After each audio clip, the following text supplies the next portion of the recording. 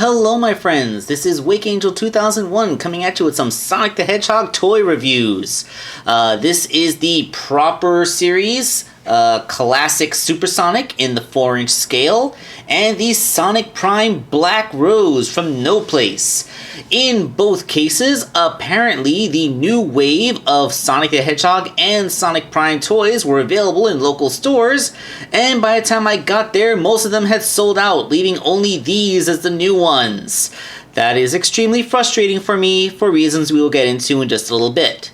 So, we are going to do some video reviews of what I was able to find and hope that I can find the others very soon. I'm counting on you, Zach. Okay, so we are going to do Supersonic for this review. So let's get Black Rose out of the way and concentrate on our golden boy. So here is Supersonic in all of his 4-inch glory. Looking pretty much the same as the 2.5-inch figure, except the positioning of his arms is very reminiscent of the regular Classic Sonic. I do believe that they just cast the regular Classic Sonic's body in yellow plastic. You know, it's a cost-saving measure. At least the new head looks good. I don't like that he comes with this stupid red spring accessory. This is probably one of the worst accessories. Like, this is Supersonic, so it would have been appropriate for a Chaos Emerald to be in here, or at least a ring capsule or a box, you know, like rings, which Supersonic needs to maintain his form. Oh, whatever.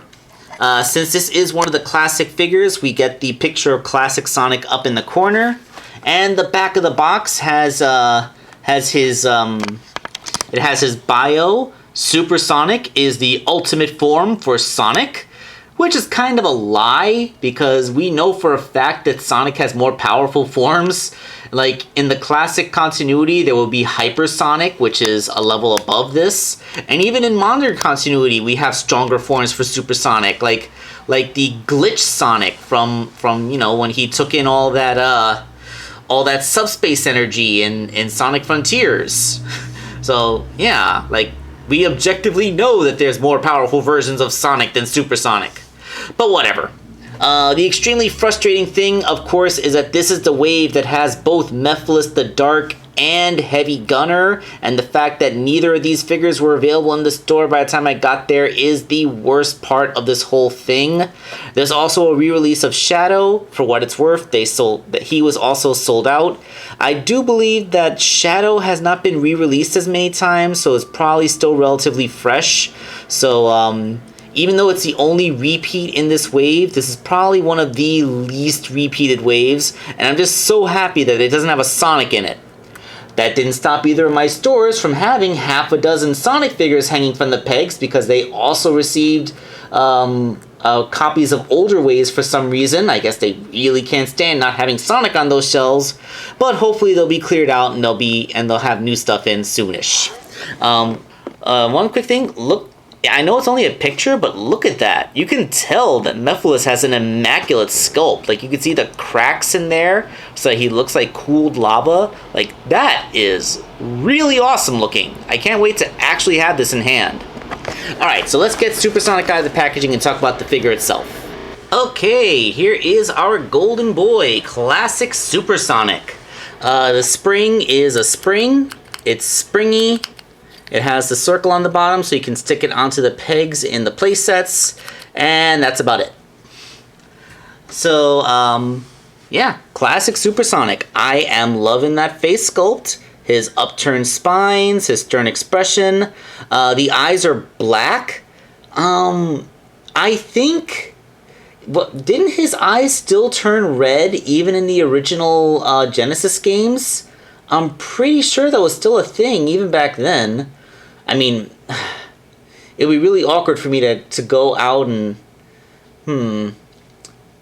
like, the easiest way to do it would be in Sonic 3 where my save file still lives, but that cartridge isn't compatible with my new Genesis. It would only work in the original Genesis that I had from back in the 90s, and hooking that thing up to a TV, I'd have to find a CRT monitor. Like, am I Mandela affecting myself? I'm almost certain that Sonic's eyes still change color even in the original sprite. So, like, the fact that his pupils are still black seems kind of weird to me.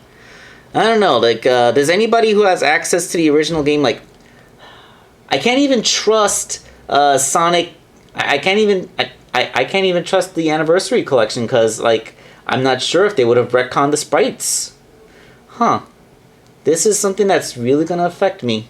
If anybody has any insight on that, let me know in the comments. But yeah, his two back spines are still downturned. Fun fact: if they ever did get around to making a hypersonic figure, upturning his back spines would probably be the best shorthand for it. Although, like, you're gonna have to use iridescent color shifting paint for that because I know that's a thing. I don't have any, so I'm not gonna be making it, but I know it's a thing. The arms are on universal shoulder joints, although the way that they are, this is as far down as they go. It's a little weird. But yeah, no elbow joint. Like, I feel like I know only certain characters in this series have elbow joints because there's only certain ways they can fit in the arms, but like if you can put a knee joint on a leg that looks like this, then you could totally put one of these up here in the elbow. Like there's nothing like the arm is the same thickness as the leg. You could totally put a joint in there. And like I don't know, like maybe it's to preserve that price point of only $10, although like it has gone up a little bit. They're now $10.29 where I am instead of $9.99. So they did go up 30 cents, but like I don't know, like maybe I'd be willing to spend like $12 if it meant having a proper elbow. I mean, come on. The Jazzwares figures cost that much and they were smaller. Yeah, so universal hips, universal knees, ball jointed ankles. It allows you to get Supersonic standing with both of his feet flat at whatever angles you want. Although I feel like his right knee is really loose, but I'm not sure if that's a line-wide defect or just like a manufacturer thing with mine. But yeah, I mean like the classic Sonic character designs are not exactly too complex, so there really isn't much for me to get into over here. I mean, like, I guess they could always have a premium paint job of this that has like the gold paint effect, like that 3-pack, which I've affectionately nicknamed the Heroes 3-pack. And that's pretty much the only thing I can think of. Like, it's a pretty solid Supersonic. Nothing wrong here. I guess the only other compelling thing I can do is compare him to the original Classic Sonic. I mean, what else are you going to compare him to, right? I'm guessing, like, now that I look at it, those are different arms. The original one does have a different structure to his arms.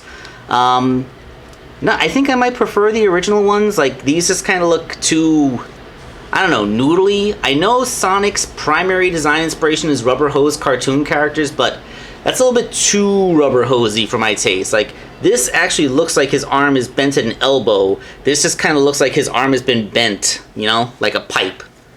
And of course, I do think, like, if you look at the muzzle, like, Supersonic's muzzle comes down and it stops at the front half of his neck, while the original Sonic, like, his muzzle goes all the way back behind his neck and looks weird.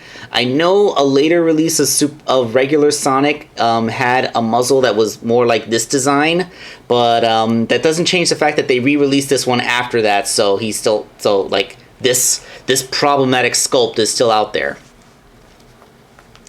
But yeah, like, we have Sonic can now go Super in the classic form, and I had honestly thought that Jakks Pacific had abandoned making classic characters in 4-inch scale unless they were canonically larger, like Dr. Eggman or Mecha Sonic, but it looks like they are still pursuing this particular line, so look forward to 4-inch classic Knuckles, 4-inch classic Tails, 4-inch classic Amy, and, you know, the whole roster. And they will not match scale with their modern counterparts because they will be way too tall next to them. But, you know, that's a problem for obsessive compulsive nerds, which includes me. I will suffer. But for now, this is Wake Angel 2001 signing off.